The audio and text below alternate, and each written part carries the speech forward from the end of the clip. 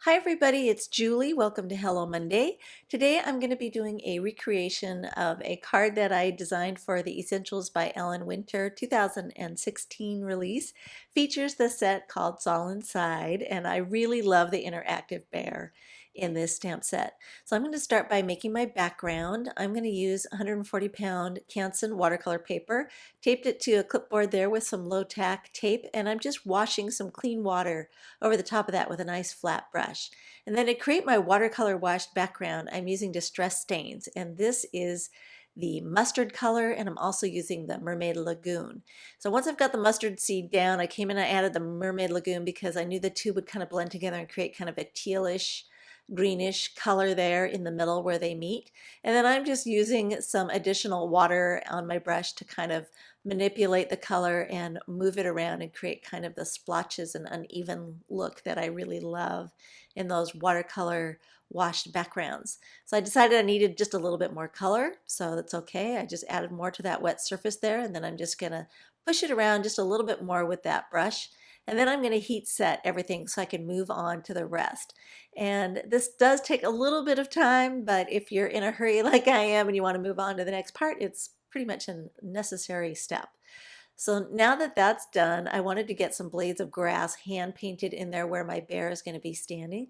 So I switched to my Peerless watercolors, and I'm just using different shades of green and a Pentel Aquash brush to just load the color and then just flick it upwards to make these blades of grass down in that corner there where I want my bear to be standing. And then of course I'm going to take my heat gun again, and I'm going to heat set it. And then I'm ready to move on to the next part of the card. Now that everything is nice and dry, I can stamp part of the greeting up there at the top, and I'm using archival jet black to stamp hugs up there. I needed a fast drying rich black ink there, and I'll set that aside while I take the word inside, and I'm going to heat emboss that by using Versamark ink and stamping onto a scrap of black cardstock. And I'm going to use Stampendous' white detail embossing powder. I find that this embossing powder works really well on words and especially very intricate detailed images.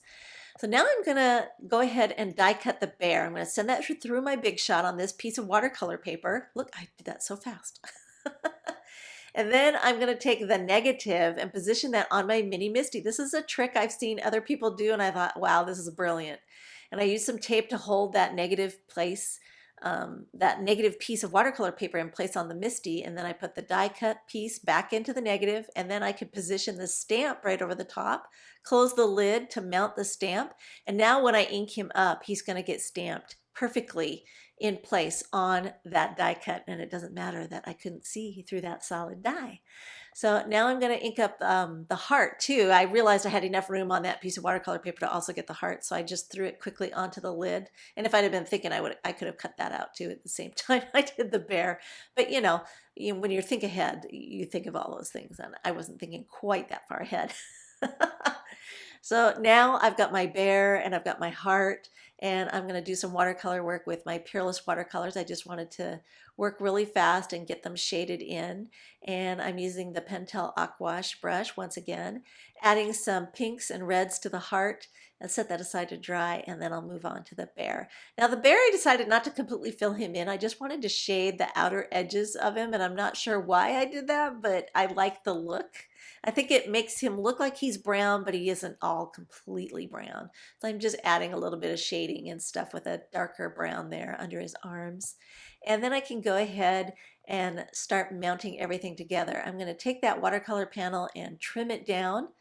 And I'm using my tonic guillotine trimmer here to get that done. I took about 1/8 of an inch off each of the long sides and then 1/4 inch off the bottom to get the format that I wanted for this particular scene. And then I'm just going to use some tape runner in the middle of the watercolor panel to mount that to a base card that I've made from some heavyweight Nina Solar White.